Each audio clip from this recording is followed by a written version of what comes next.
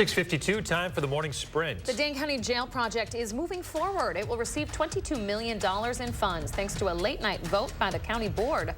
The money comes from the capital budget. The final vote, 31 ayes, 5 nays. Now that that's over, the Finance Committee has to approve the only bid for construction. Then it will head back to the board on February 1st for a final vote. Vice President Kamala Harris is scheduled to be in Wisconsin Monday.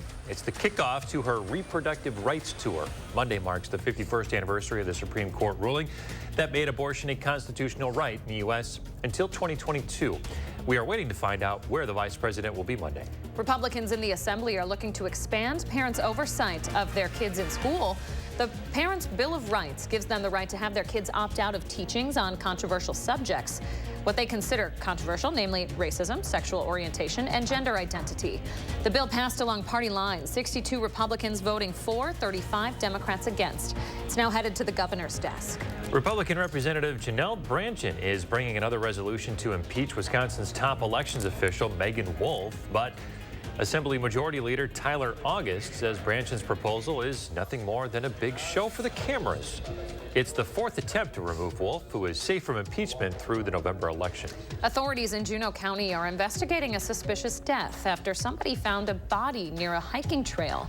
Police received a report of the body in the parking lot of Oak Ridge Trail off of County Road M. Deputies closed a portion of the road for several hours yesterday to investigate. Police say they think the death is an isolated incident and the community isn't in any danger. A second man is now charged in a shooting that damaged 3 Madison homes. It happened on the Near East Side last June. Madison police and the SWAT team arrested 20-year-old Damon Goodwan yesterday. Police say they arrested 2 people with Goodwan for their actions during his arrest. Goodwan's currently in the Dane County Jail. A Fort Atkinson contractor who pleaded guilty to wire fraud and money laundering charges will go to prison for 7 years. Tyler Hansen admitted to lying to his customers in Dane and Jefferson counties about what he was doing with their money. That scheme ran from 2020 to 2022. His wife Jennifer was also sentenced. She'll spend 33 months in jail for money laundering. The man accused of tying cords across the Badger State bike path in 2022 will be on probation for 4 years. Curtis Tesmer pleaded guilty to putting cords above the Cannonball path near the Madison-Fitchburg line multiple times, injuring 1 person. As a condition of his probation, Tesmer can't be on any of Madison area bike trails. Lawmakers in Washington avoided another government shutdown. The stopgap measure funds departments until March 1st and 8th. The deal does not include, though, House Republicans' border security amendment. But the GOP says it's going to keep pushing for a border crackdown. Leaders from both parties say they want to address that crisis before the next deadlines. The New Hampshire primary is just days away, and the top 3 Republican candidates are on the campaign trail there today. Leading the polls, former President Trump, but his former UN ambassador, Nikki Haley, is in a close second place. Florida Governor Ron DeSantis is trailing in third ahead of Tuesday's primary. His campaign says he has the resources to stay in the race through March.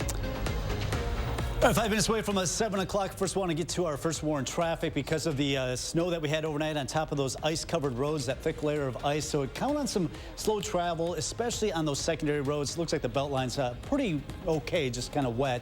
We do have an accident here right at I-39, I-90 at 73. Northbound lanes have been very slow coming into Madison. All right, wind chills 12 below right now in Madison, 13 below in Janesville. Sun this morning, we'll look at clouds increasing as temperatures only get into the upper single numbers. So it's going to be a bitterly cold day, not the teens we had the last couple of days. Bundle up today. Bitterly cold wind chills tomorrow morning at 25 below. That'll continue into Sunday morning. Then a sloppy week headed next week. It will warm up, but we'll have some rain and snow much of next week. Thanks for joining us, folks. Go Pack, go. Have a great weekend.